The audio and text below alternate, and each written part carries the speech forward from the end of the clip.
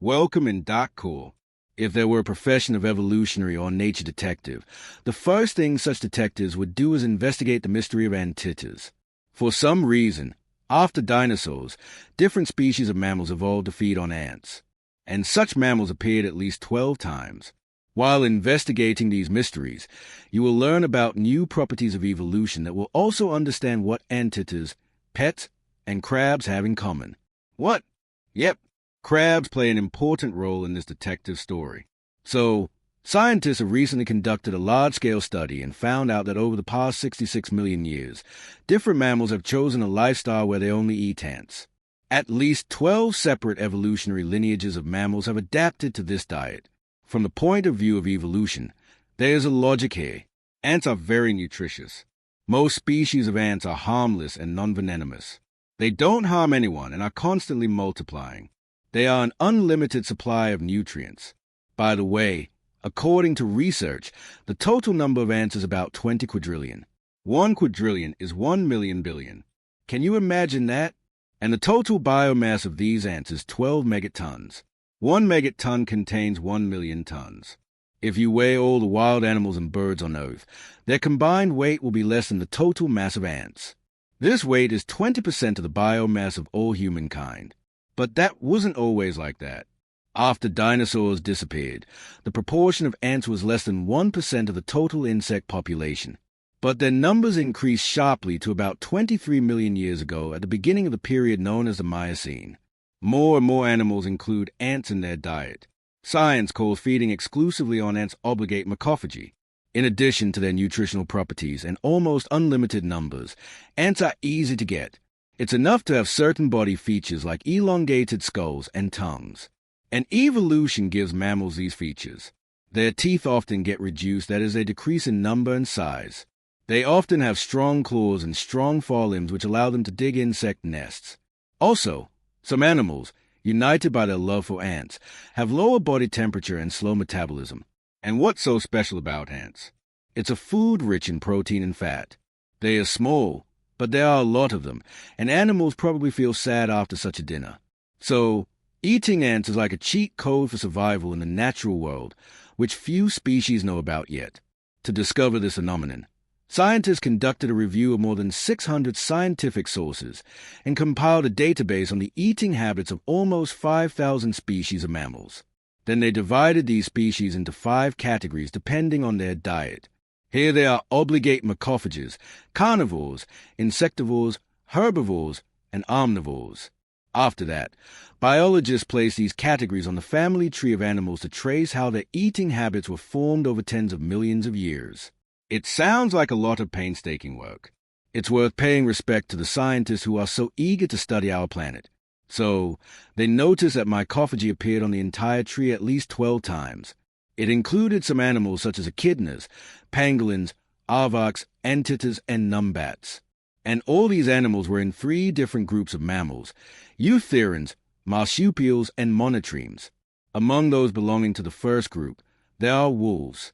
Kangaroos belong to the second group, and platypuses go to the third group. And some animal from these groups began to eat ants. And you know what this strange thing is called? Convergence. Convergent evolution is when completely different animal species have common physiological traits that help them solve similar problems and adapt to similar conditions.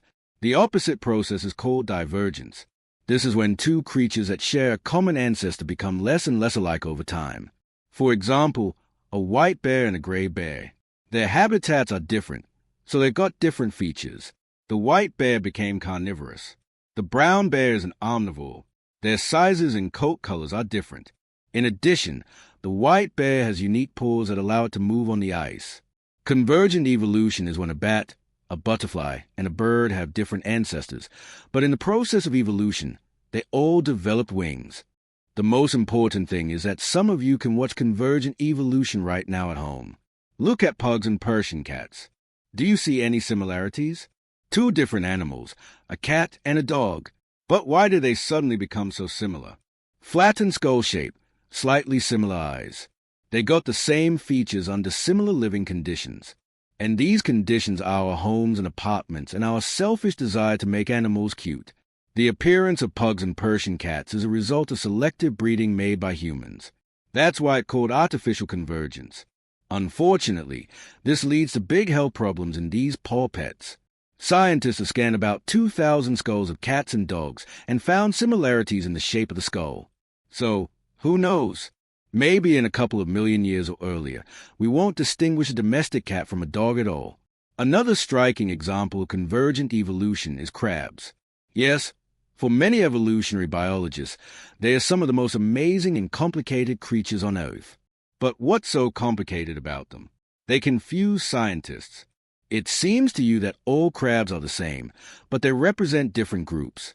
That is, some crabs are real crabs and some crabs are not crabs. Okay, this is a little confusing. For example, true crabs are swimmer crabs, mud crabs, and some others. Shells high and hermit crabs are so-called false crabs. But what's the difference? They differ in size, but outwardly they look almost the same. Claws, eyes, walk.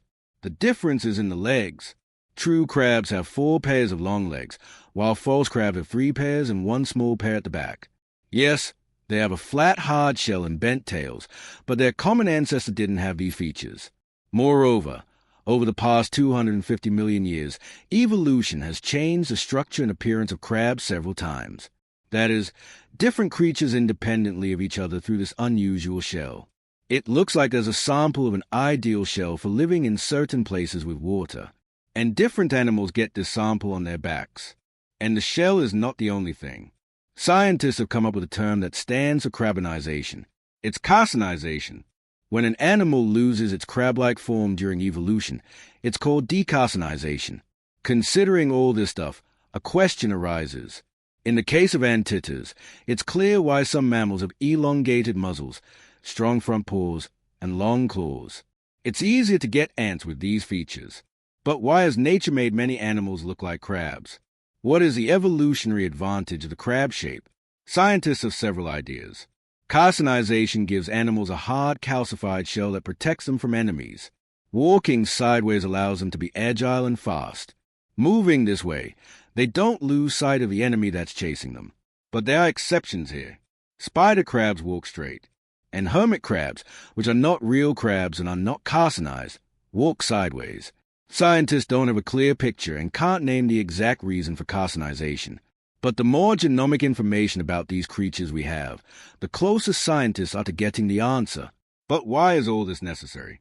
Well, if researchers can track the evolution of crabs, they will have a timeline of 250 million years.